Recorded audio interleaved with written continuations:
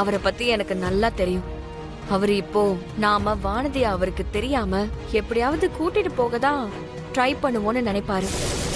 ஏய், கண்டிப்பா அந்த கரிகால பையன் என் பொண்ணு வானதியை தூக்க பாப்பா. கரெக்டுண்ணே.